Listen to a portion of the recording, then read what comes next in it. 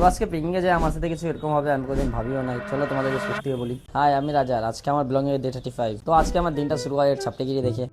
अबे साले। আর আমরা এই গাড়িতে করে পিকনিক যাবো, তো আমরা দুজন আগে আমাদের সিটটা বুক করে নিই। তারপর সবাইকে গাড়িতে লোড করে আমরা বেড়ে যাই। আর আমার অর্ধেক রাস্তায় খিদা পেয়ে গেছিল, তো আমি একটা কলা চুরি করে খাইনি, কিন্তু আমার হাতে কলা দেখে এরাও কলা খাইতে চলে আসছিল। আর আমি অর্ধেক রাস্তাতেই ঘুমাই গেছিলাম, তাই এই ভিডিওগুলো আমার বন্ধু করছিল। আর চোখ খুলে দেখে আমি পিকনিক স্পটে চলে আসছিলাম। তারপর আগে নাস্তা করার জন্য একটা করে ডিম আর কলা উঠাইনি। আর এখানে এসে দেখি তো কোথা থেকে টার্জেন চলে আসছিল। তারপরে আমরা সবাই কাজ ভাগ করে নিই। আর এরা সবাই পায় বাসন ধোয়ার কাজ, আর আমি পাই আলু ধোয়ার কাজ। আর আমার তো আলু ধোয়ার কাজ কখন হয়ে যায়, কিন্তু এদের এখনো বাসন ধোয়া হয় না। তারপর আমরা সবাই চলে যাই খড়ি ভাঙতে, কারণ কি আমাদের ম্যানেজার খড়ি আনতে ভুলে গেছে। তারপর সবাই জোর লাগে খড়ি ভাঙা শুরু করে দেয়, আর আমি অল্প খড়ি নিয়ে নিই কাজ দেখানোর জন্য। আর তারপর এদিকে আমাদের রান্না শুরু হয়ে যায়। আর এই সেই ম্যানেজার যে ভাত বানানোর জন্য হারিয়ানা ভুলে গেছে। তারপর আমরা রান্না শুরু করে দিই, আর ইনি মনে হয় বেলচা মারতেছিল। আর এদিকে সবার নাচার মুড হচ্ছিল, তো আগে আমরা বক্সে কানেক্ট করি। তারপরে সবাই নাচা শুরু করে দেয়।